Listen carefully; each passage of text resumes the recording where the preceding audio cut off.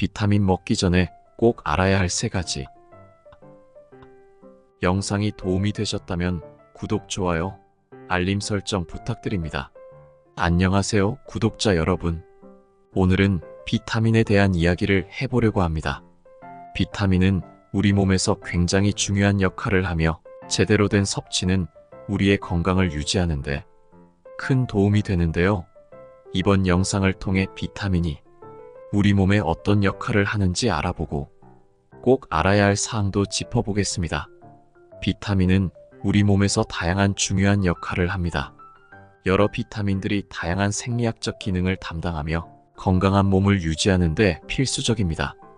비타민은 어떤 역할들을 하는지 차근차근 살펴볼게요. 대사활동 지원.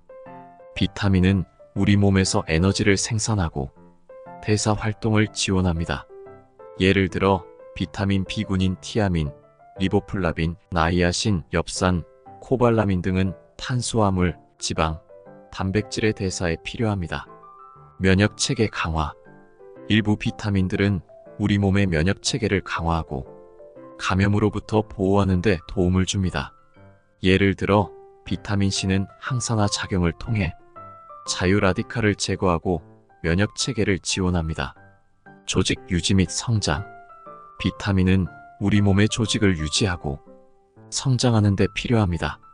비타민 A는 시력을 유지하고 피부와 점막을 보호하며 비타민 D는 칼슘과 인의 흡수를 촉진하여 뼈와 치아를 강화합니다. 신경기능. 일부 비타민은 신경기능을 유지하는 데 필요합니다. 예를 들어 비타민 B12는 신경세포의 보호와 신경전달에 필수적이며 비타민 B6는 신경전달 물질의 합성에 참여합니다. 혈액 형성. 비타민은 혈액 형성에 필요한 요소들을 제공합니다. 예를 들어 철분과 엽산은 적혈구의 생성에 중요한 역할을 합니다. 이처럼 비타민은 우리 몸의 다양한 기능에 필수적이며 적절한 양을 섭취하여 건강한 생활을 유지하는 데 중요한 역할을 합니다. 오늘은 비타민을 먹기 전에 꼭 알아야 할 3가지 질문에 대해 알아보겠습니다. 1. 비타민은 많이 먹을수록 좋다. 비타민은 몸이 올바르게 기능하기 위해 필요하지만 많이 섭취할수록 항상 좋은 것은 아닙니다. 오히려 과다한 비타민 섭취는 건강에 해를 줄 수 있습니다. 이유는 다음과 같습니다. 부작용. 일부 비타민은 과다 섭취 시 부작용을 일으킬 수 있습니다. 예를 들어 과다한 비타민 A 섭취는 피부 문제, 구토, 두통 및 심지어 간 손상을 일으킬 수 있습니다. 비타민 중독. 일부 비타민은 지나치게 섭취하면 중독될 수 있습니다. 특히 지용성 비타민 A, D, E, K는 몸에 축적되어 과다한 섭취로 인해 중독될 수 있습니다. 영양 불균형.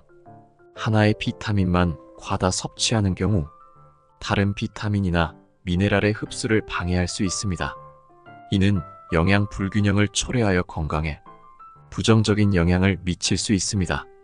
따라서 비타민은 필요한 만큼만 섭취하는 것이 중요합니다. 건강 전문가와 상의하여 개인의 영양 요구량에 맞는 적절한 비타민 섭취량을 결정하는 것이 좋습니다. 2. 비타민은 식후에 먹는 게 좋다. 비타민을 식사 전이나 식사 후에 먹는 것이 좋은지에 대한 일반적인 규칙은 없습니다. 비타민 섭취 시간은 비타민의 종류와 개인의 식습관에 따라 다를 수 있습니다. 그러나 몇 가지 일반적인 지침이 있습니다. 식사 전. 일부 비타민은 식사 전에 섭취하는 것이 좋을 수 있습니다. 예를 들어 비타민 C는 음식 섭취 전에 섭취하면 철분 흡수를 촉진할 수 있습니다. 식사 후. 다른 비타민은 식사 후에 섭취하는 것이 좋을 수 있습니다.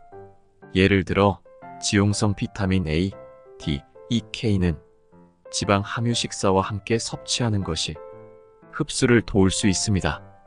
허락된 대로 대부분의 경우 비타민 섭취 시간은 개인의 편의에 따라 결정됩니다. 중요한 점은 비타민을 일관되게 섭취하고 권장량을 초과하지 않는 것입니다. 종종 의사나 전문가의 조언을 듣는 것이 가장 현명한 선택입니다.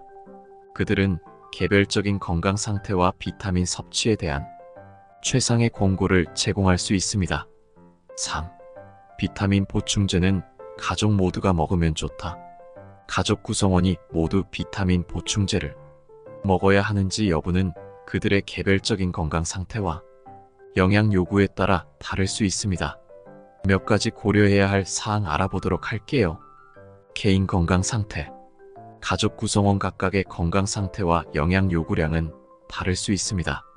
만약 누군가가 특정 비타민 또는 미네랄의 부족을 경험하거나 특정 질병이나 상황에 대한 추가 영양소가 필요하다면 그에 맞게 보충제를 섭취하는 것이 중요합니다. 나이와 성별. 나이와 성별에 따라 영양 요구량이 다를 수 있습니다. 예를 들어 어린아이나 임신 중인 여성은 특히 추가적인 영양소가 필요할 수 있습니다. 식습관. 가족 구성원의 식습관에 따라 필요한 영양소가 달라질 수 있습니다. 일부 사람들은 특정 식품군을 섭취하지 않거나 특정 영양소를 충분히 섭취하지 못할 수 있습니다. 이러한 경우 보충제가 도움이 될 수 있습니다. 의사 또는 전문가의 조언. 비타민 보충제를 가족 구성원 모두가 복용할지 여부에 대한 최종 결정은 의사나 전문가의 상담을 통해 이루어져야 합니다. 그들은 개별적인 건강 상태와 영양 요구량을 평가하여 적절한 권고를 제공할 수 있습니다.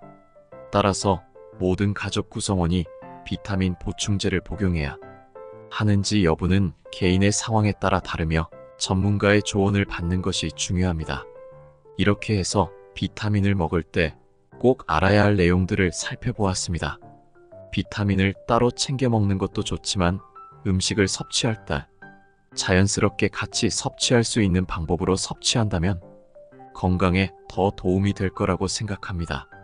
오늘 영상도 시청해 주셔서 감사합니다.